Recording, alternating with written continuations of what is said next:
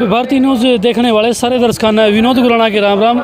इस वक्त मौजूद हूँ मैं सिसा गांव के अंदर, जो कि नानुंद हल्के का जस्सी पेटवाड़ द्वारा एक रैली का आयोजन किया गया है। भाई दीपेंद्र सिंह हुड्डा यहाँ मुख्य अतिथि के रूप में पहुँचने वाले हैं। हाथ से हाथ जोड़ो यात्रा का अभियान जो जस्सी पेटवाड़ ने नानुंद हल्के के अंदर चलाया है। आइए रैली के अंदर कितनी भीड़ जुटी हुई है, आइए वो आपको दिखाते हैं। आने वाली जो भीड़ है उसकी एंट्री इसी गेट से होनी है। आपको रैली के अंदर ले आए हैं। अंदर पंडाल के अंदर जो भी भीड़ आपको दिखाई देगी, मातृशक्ति बहुत ही ज़्यादा संख्या में जो यहाँ पहुँच चुकी है और हज़ारों की संख्या में उनके समर्थक नानुंद हल्के के गाँव सिसाई के अंदर पहुँचने वाले हैं। और भाई दीपेंद्र सिंह हुड्डा जो यहाँ से आपको संबोधित करेंगे और मातृशक्ति बड़ी संख्या के अंदर।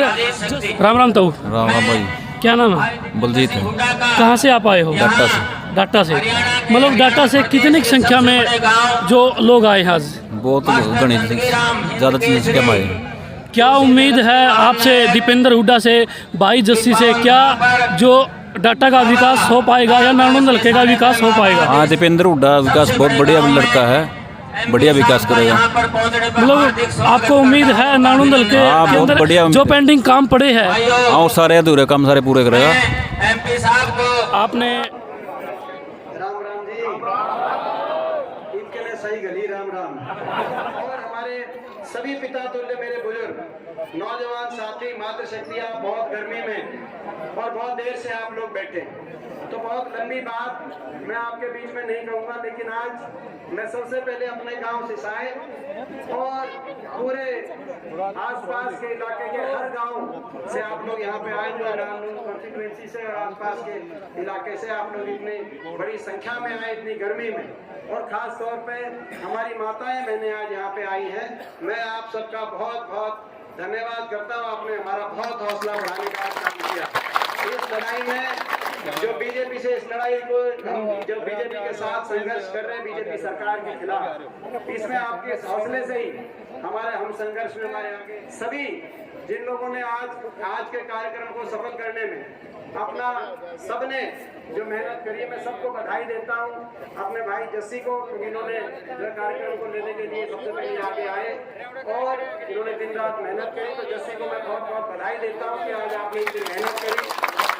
पूरे गाँव सिसाई को हमारे भाई बलजीत जी जो यहाँ से प्रत्याशी रहे हमारे, और पूरा गाँव सिसाई, आप लोगों ने आज यहाँ पे छत्तीस बिरादरी ने जो आज आशीर्वाद दिया है। और ये गांव सिसाई गांव मैं 3 बातें करूंगा, पहले सिसाई गांव की और फिर अपनी जो है हमारे प्रदेश की राजनीति की और आगे की लड़ाई की। सिसाई गांव का हमेशा पूरा आशीर्वाद रहा और बहुत सिसाई गांव से मैं समझता हूँ एक बहुत अपनापन रहा। हमारे परिवार के साथ भी 1963 में जब दादाजी सिंचाई मंत्री थे पंजाब में, पंजाब एक जॉइंट पंजाब था, उस समय ये सिसाई मेजर बड़ा जो माइनर निकला था, उस समय वो 9 माइनर उनकी कलम से उस समय निकला।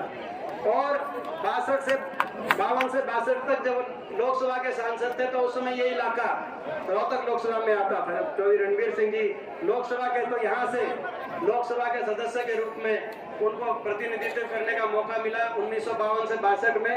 और 63 के अंदर जैसे वो मंत्री बने पंजाब में, तो पहला माइनर यहाँ पे जो मैं समझता हूँ आज तक जो गांव के अंदर पानी आता। और उसके बाद जो अपनी सरकार आई, तो मैं गांव में आया था, तो आपने कहा था, गांव वासियों ने कहा था कि भाई माइनर तो जो है सिंचाई के पानी का तो इंतजाम करके गए थे, लेकिन पीने के पानी की डिग्गी दीपेंद्र आपको बनवानी है। और मुझे अपनेपन की बात होती है, हमारे यहाँ से दोनों जो सरकार बनी, यहाँ से विधायक चुन के हमारी कांग्रेस पार्टी का नहीं आया था, लेकिन अपनेपन में उससे कमी नहीं होती, अपना अपना ही होता है। आपने जब कहा तो मुझे याद है कि आपने ये कहा, मैंने कहा भाई अगर वो सिंचाई का पानी का दादाजी का आपने कह दिया तो अब तो कुछ भी करना पड़े, पीने के पानी की डिग्गी तो भाई मेरी जिम्मेदारी, मैं बनवाऊंगा। तो पीने के पानी की डिग्गी की बात हो, आपने मुझे याद है उस समय चाहे डाटा तक की सड़क की बात हो, चाहे मॉडल पूरे जिले के अंदर एक मॉडल स्कूल बनना था पूरे हिसार जिले के अंदर, तो हुड्डा साहब की कलम से जब वो एक मॉडल स्कूल बनने का नाम आया तो सिसाई गांव का नाम आया था। स्टेडियम की बात हो, और इसमें भी कोई दो राय नहीं, जो पिछला चुनाव था कांग्रेस के प्रत्याशी की की हालात ठीक नहीं थी पिछले लोकसभा चुनाव में, लेकिन लोकसभा चुनाव की बात कर रहा हूँ। लेकिन लोकसभा चुनाव में पूरे लोकसभा क्षेत्र में एक गांव में हुड्डा साहब का कार्यक्रम रखवाया गया, एक गांव में, और वो सिसाई गांव में रखवाया गया।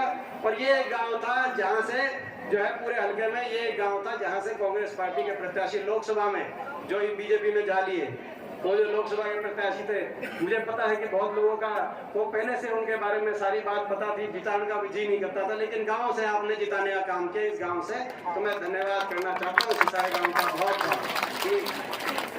और फिर उसके बाद जब टिकट की बारी आई विधानसभा में, परिस्थितियां बनती हैं। आज हम ऐसे समय में आप और हम यहाँ बैठे हैं।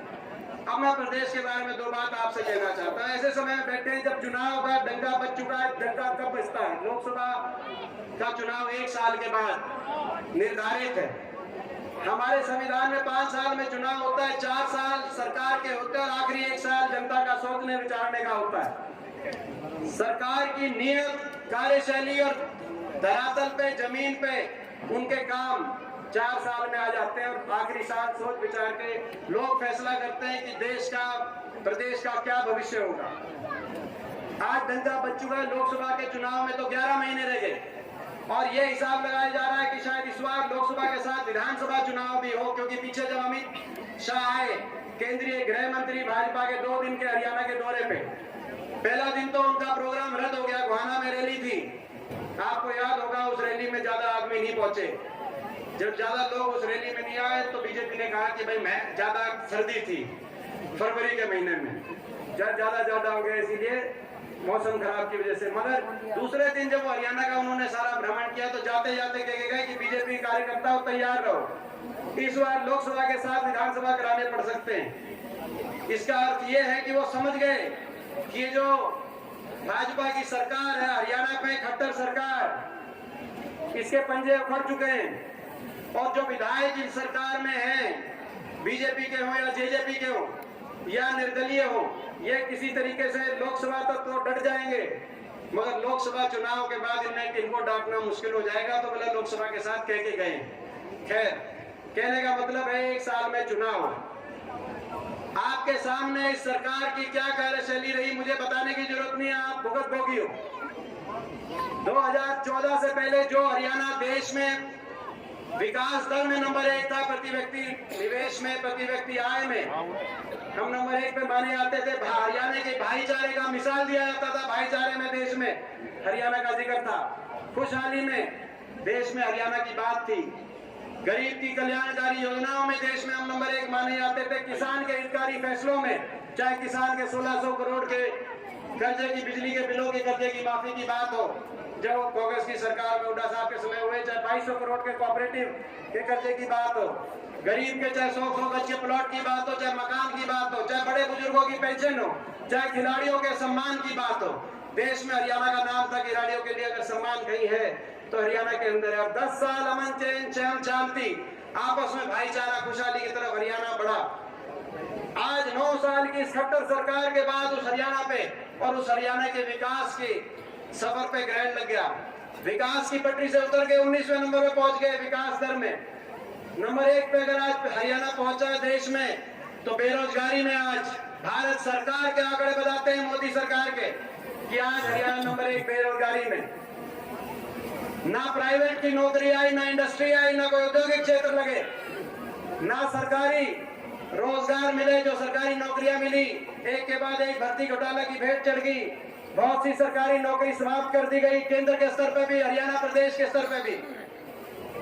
रेलवे, एयरपोर्ट, पोर्ट, हर चीज की प्राइवेटाइजेशन, बड़े उद्योगपति घरानों के हवाले करके इस देश की संपत्ति, उस रास्ते पे चल पड़ी सरकार। यहाँ तक कि फौज की पक्की भर्ती होती थी हर साल, हरियाणा से 5,500 फौज में पक्की भर्ती होके जाते थे।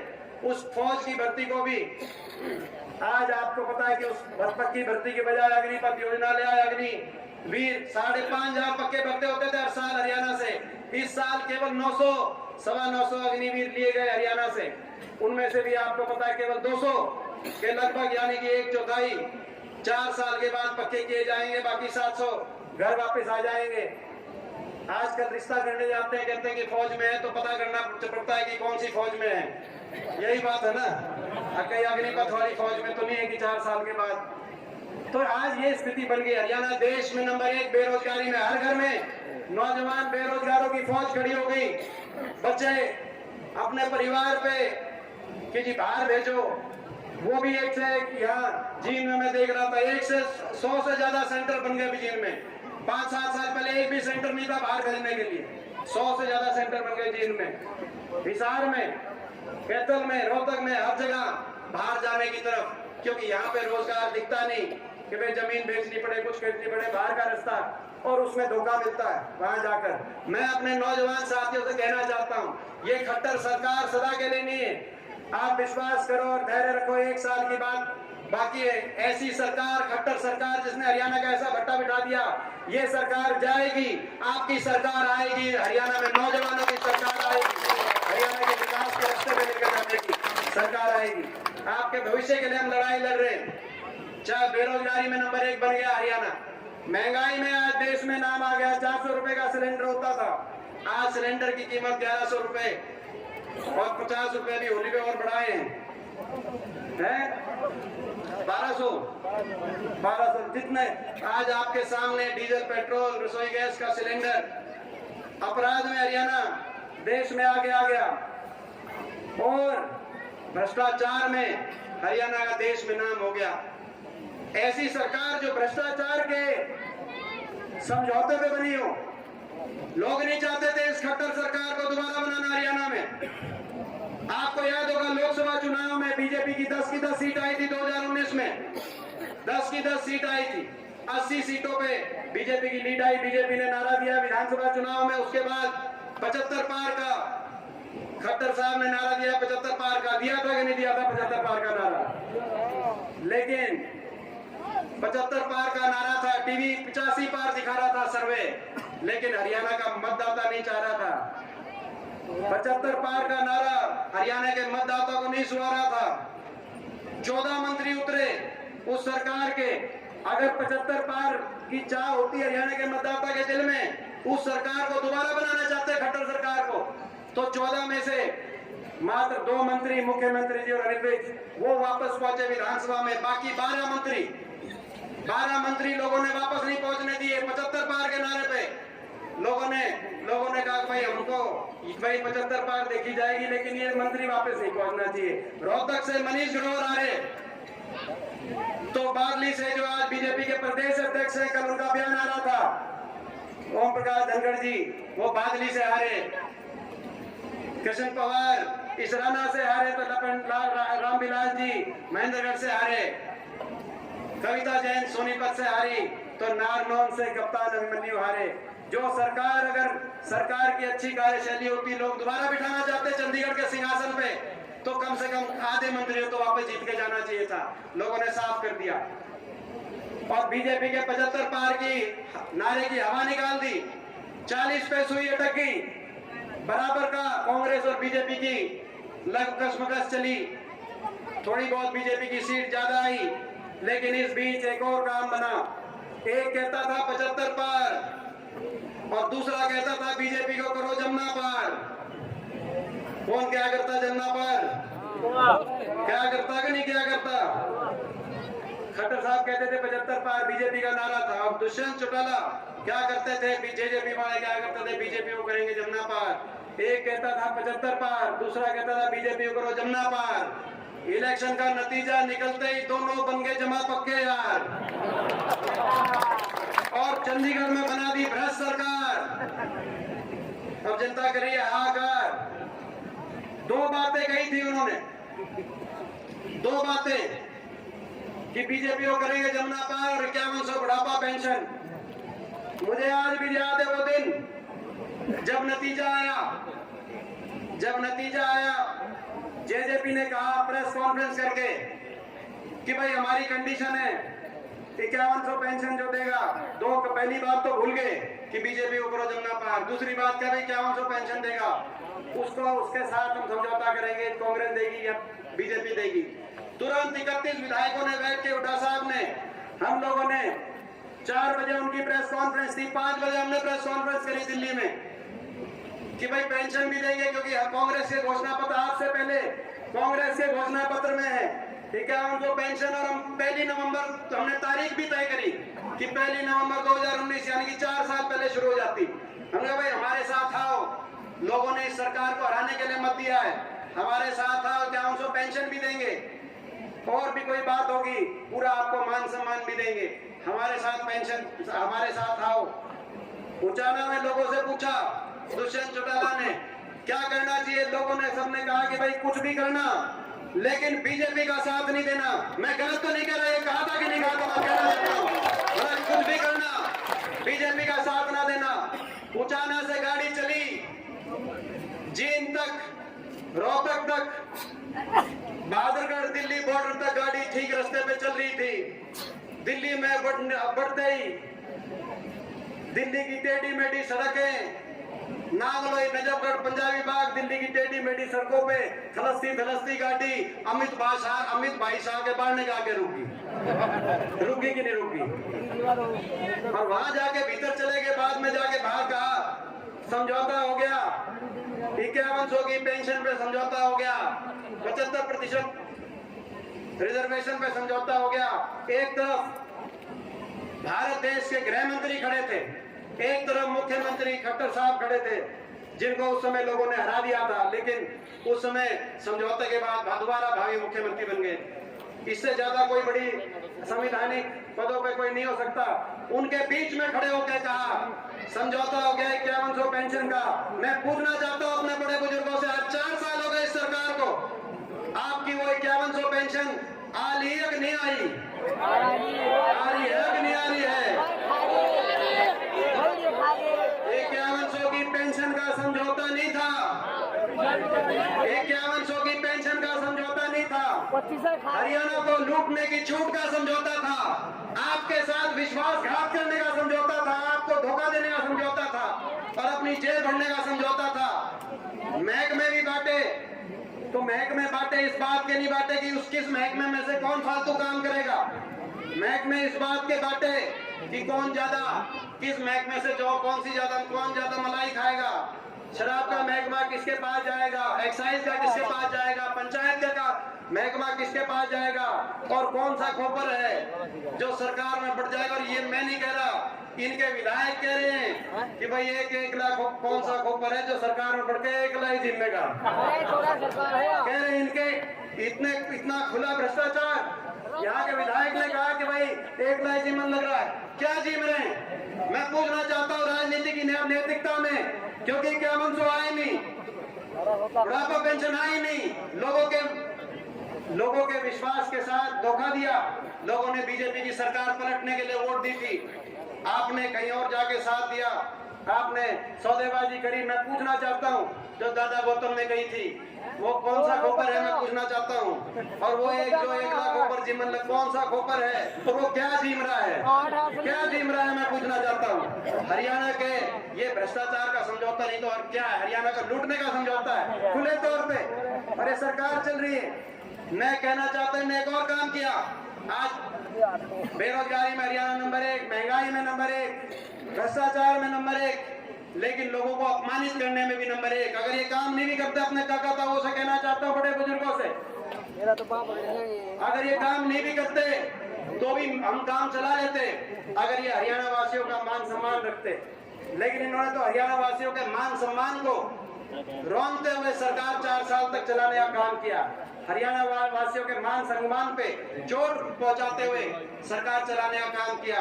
कोई ऐसा वर्ग नहीं है हरियाणा में जिस वर्ग को सड़क पे ना आना पड़ा हो अपने हकों के लिए, किसान से लेकर और मजदूर तक, और कोई ऐसा वर्ग नहीं है जिसका इन्होंने अपमान ना किया हो।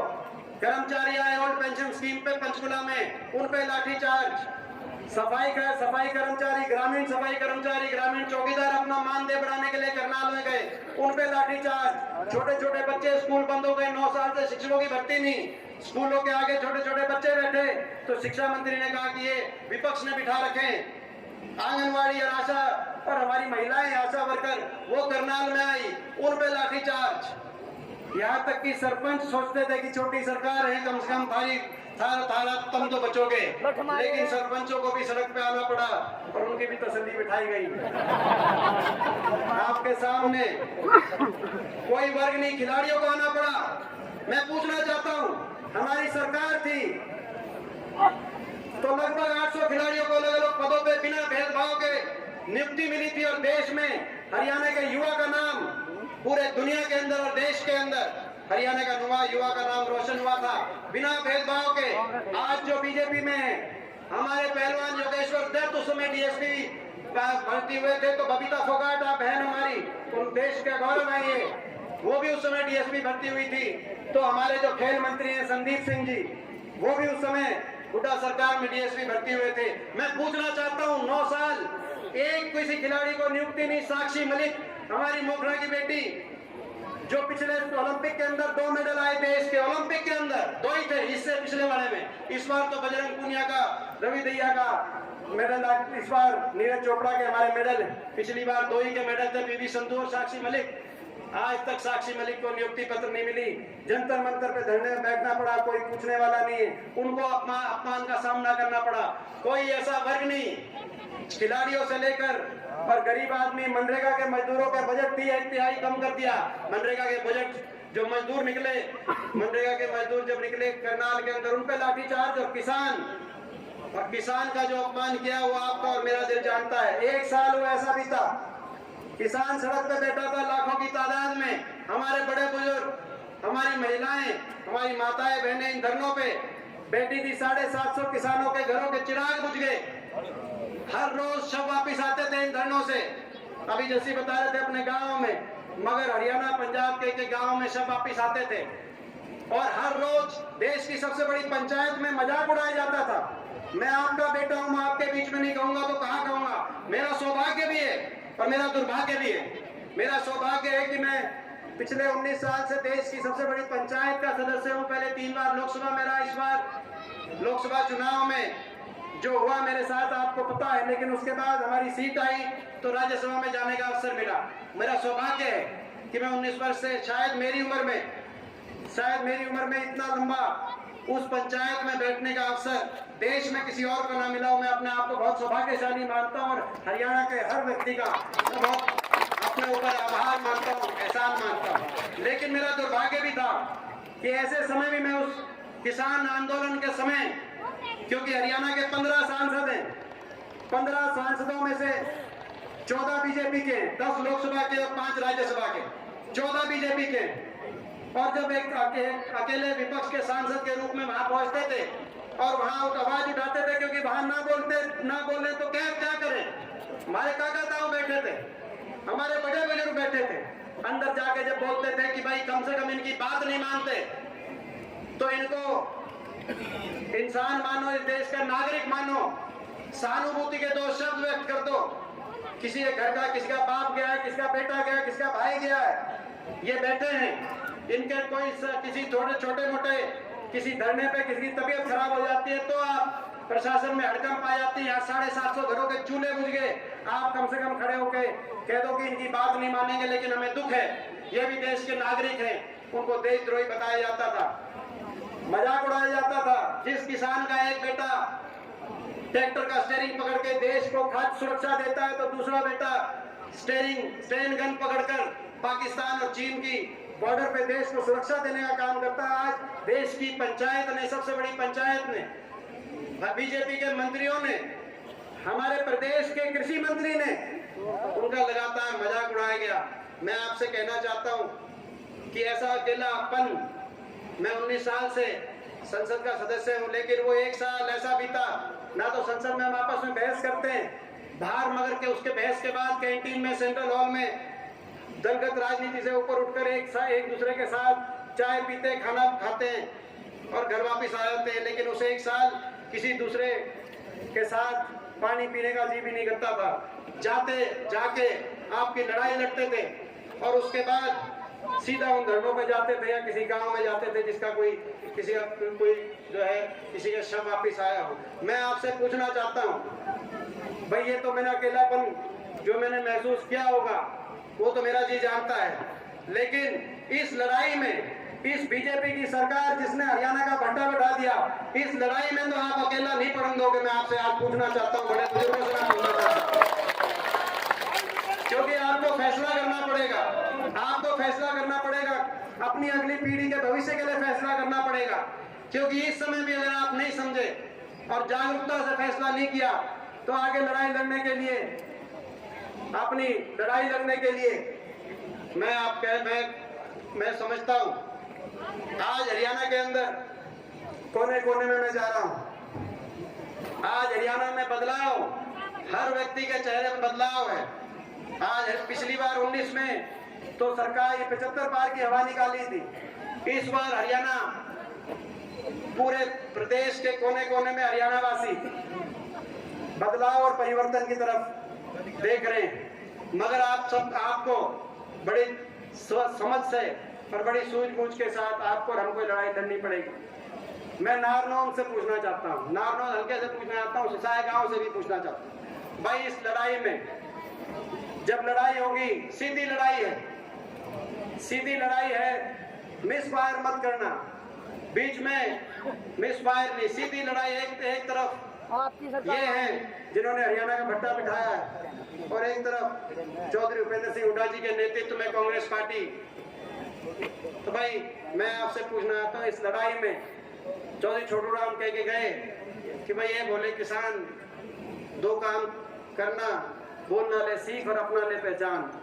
मैं पूछना चाहता हूँ आपको अपने पे राय की, इस बार नारनौल हल्का अपने पे राय की पहचान करेगा कि नहीं करेगा? मैं पूछना चाहता हूँ, क्योंकि एक साल है, आपका आशीर्वाद होगा तो लड़ाई लड़ेंगे।